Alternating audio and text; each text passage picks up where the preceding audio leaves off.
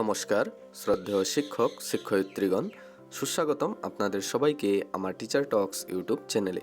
এই ভিডিওর মাধ্যমে আমি শিক্ষা সেতু পোর্টাল এর মাধ্যমে আপনারা কিভাবে অ্যাবসেন্ট এর রিজন আপডেট করবেন, অর্থাৎ কোনো কারণবশত ট্রেনিং, ইলেকশন ডিউটি বা যে কোনো কারণে আপনি বা আপনারা স্কুলে উপস্থিত হতে পারছেন না, তো এটি শিক্ষা সেতু পোর্টালে আপনারা কিভাবে আপডেট করবেন সেই সম্পর্কে বিস্তারিত স্টেপ বাই স্টেপ প্রসেসগুলো আমি আপনাদের সুবিধার্থে বলার চেষ্টা করব। তো ভিডিওটি আপনারা অবশ্যই স্কিপ না করে শেষ পর্যন্ত দেখবেন।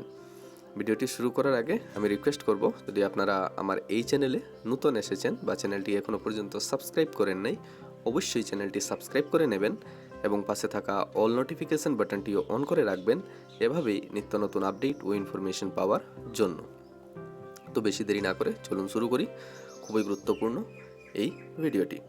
Respected teachers and deer all the viewers, শিক্ষা সেতু পোর্টাল এর মাধ্যমে অ্যাবসেন্ট এর রিজন বা অনুপস্থিতি এর রিজন আপডেট করার জন্য প্রথমেই আপনাদিগকে এই শিক্ষা সেতু পোর্টালে লগ ইন হয়ে যেতে হবে।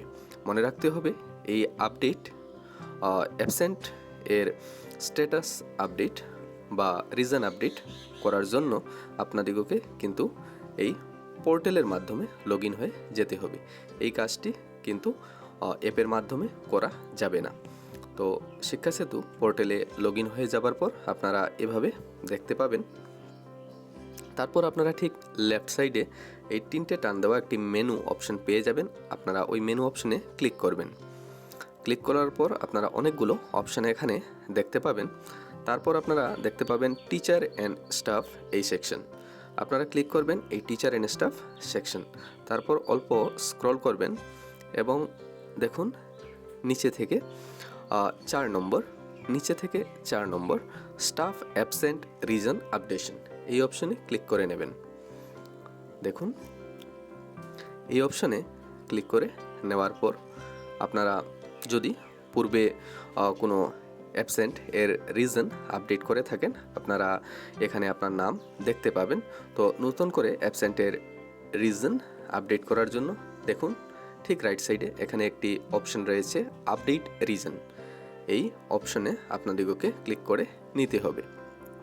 ক্লিক করে নেওয়ার পর আপনারা দেখতে পাবেন এভাবে একটি ইন্টারফেস খুলে গেছে। দেখুন প্রথমে আপনার নাম এই বক্স থেকে সিলেক্ট করে নিতে হবে। প্রথমে আপনার নাম সিলেক্ট করে নেবেন। তারপর দেখুন ফ্রম ডেট, অর্থাৎ কোন তারিখ থেকে।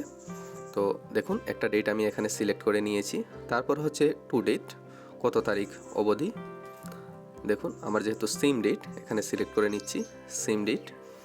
তারপর দেখুন অ্যাবসেন্ট রিজন, তো কী রিজনে অ্যাবসেন্ট থাকবেন।